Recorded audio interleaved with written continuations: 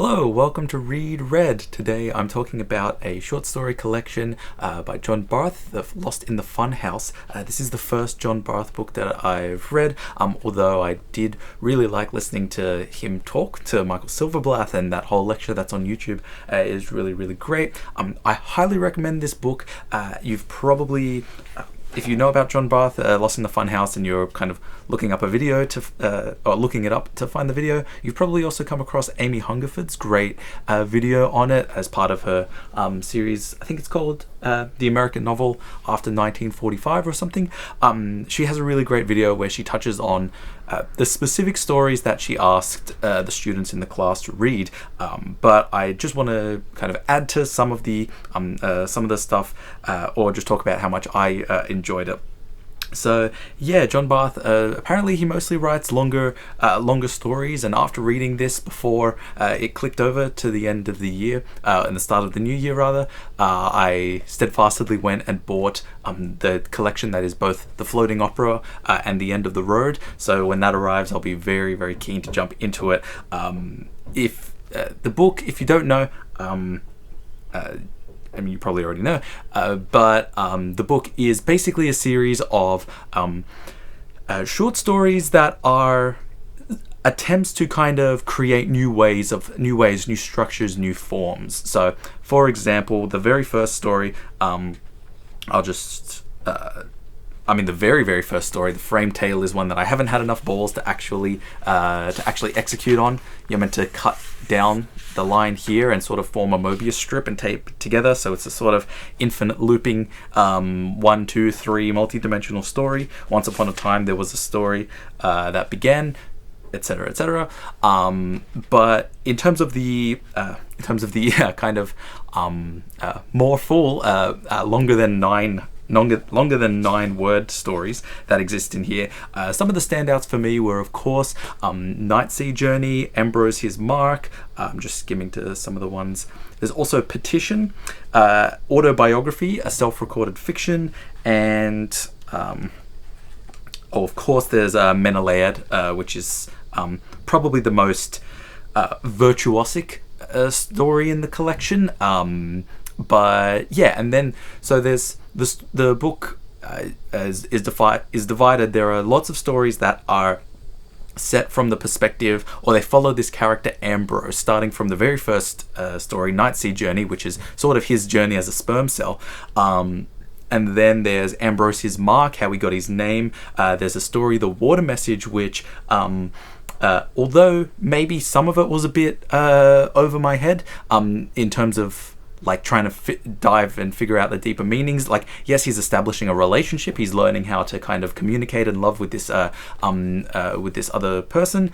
I did like, at the very least, that at the very end, we get this water bottle, this message in a water bottle, which kind of ties into the Anonymiad story at the very end, with the author who gets sort of marooned on an island because of treachery, and he kind of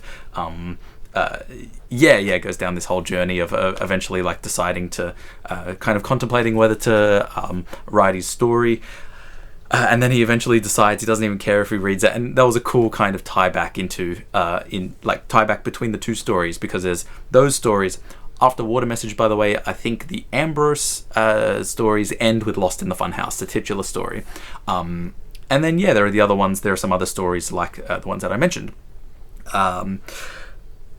Yes, like Barth said, you are meant to read the stories all together in, some of them have been extracted, I think, but you are sort of meant to read the stories all together, because they do, all together as a collection, because they do play into one another. Aside from the fact that this book is an excellent resource for if you're searching for new ways, new forms for writing or structuring a short story, Barth also just has this just really pleasant writing, and I'll just skim through and find some extracts. In Night Sea Journey, there is the as I mentioned, it is the story of a sort of sperm cell going, and there are 2 sections that I want to read. He's talking about another swimmer, and he says, His pet hypothesis was that makers and swimmers generate each other against all odds, their number being so great, and that any given immortality chain could terminate after any number of cycles, so that what was immortal, still relatively speaking, was only the cyclic process of incarnation, which itself might have a beginning and an end. I'll skip down to after this guy, the guy whose pet peeve that was, has stopped talking, and now back to the main character. And even now I don't subscribe to all these views, but I no longer scoff. The horror of our history has purged me of opinions as of vanity, confidence, spirit, charity, hope, vitality, everything, except dull dread and a kind of melancholy, stunned persistence. As the sperm is getting closer to the egg, and again throughout all of this, it's made it's very oblique and not kind of explicitly pointed out that it is a sperm. And there's even an author's note at the end where John Barth basically says, the protagonist is not a fish. Stop. It's not a fish. But this section with it, they're talking about the concept of the she that they're going to arrive to. Her, he called it, or she, which is to say, other than a he. I shake my head. The thing is too preposterous. It is myself I talk to keep my reason in this awful darkness. There is no she, there is no you. I rave to myself. It's death alone that hears and summons. To the drowned all seas are calm. And one more. Mad as it may be, my dream is that some unimaginable embodiment of myself, or myself plus her, if that's how it must be, will come to find itself expressing, in however garbled or radical a translation, some reflection of these reflections. And that's a nice way of sort of capping it off. I mean, there's like maybe one more paragraph after that, but then it kind of gets to the end, and it's assumed that the sperm cell does arrive at the last remaining swimmer does arrive at the egg, because in the next story is Ambrosia's Mark, which I'll kind of skip over it because, again, that Amy Hungerford lecture, she spends a lot of time talking about Ambrosia's Mark and how good it is.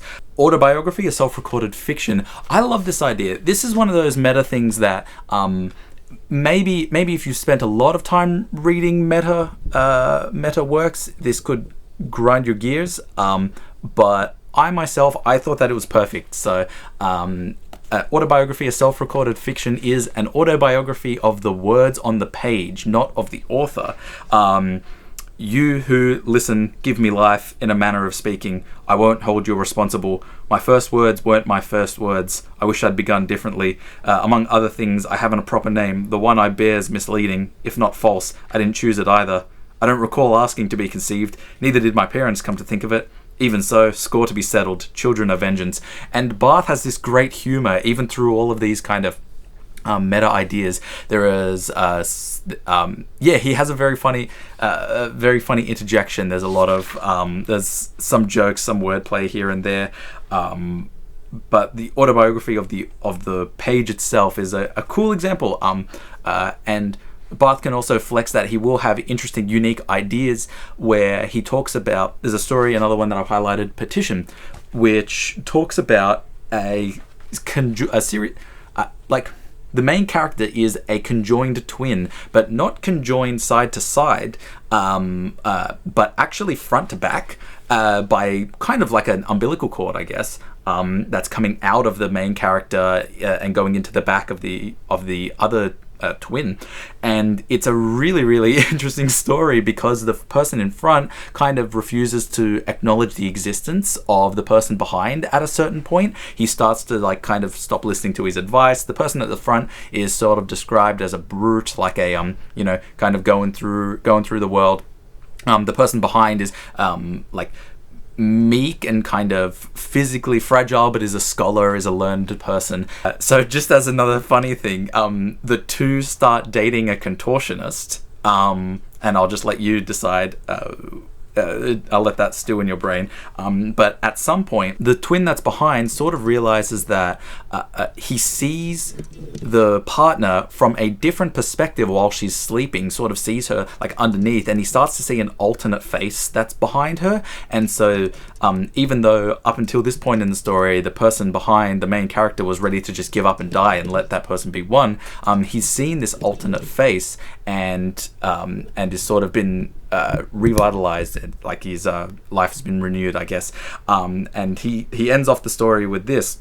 Or if a bond to something is necessary in our case, let it be something more congenial and sympathetic. Graft my brother's Talia in a place and fasten me to my own navel to anything but him, if the Talia I love can't be freed to join me. Perhaps she has another sister. Death itself I would embrace like a lover, if I might share the grave with no other company. To be one, paradise; to be two, bliss; but to be both and neither is unspeakable. There's a story called Life Story, which is kind of about an author who realizes or or kind of comes to the belief that he is the character in a story. I'll read this. He being by vocation an author of novels and stories, it was perhaps inevitable that one afternoon the possibility would occur to the writer of these lines that his own life might be a fiction in which he was the leading or an accessory character. And then skipping forward a little bit, a funny little thing. It's particularly disquieting to suspect not only that one is a fictional character, but that the fiction one's in, the fiction one is quite the sort one least prefers. So, the big story, Menelaia, the virtuoso one. It's pretty much Barth executing on the idea of a story that is someone quoting someone who eventually that person they're quoting quotes someone.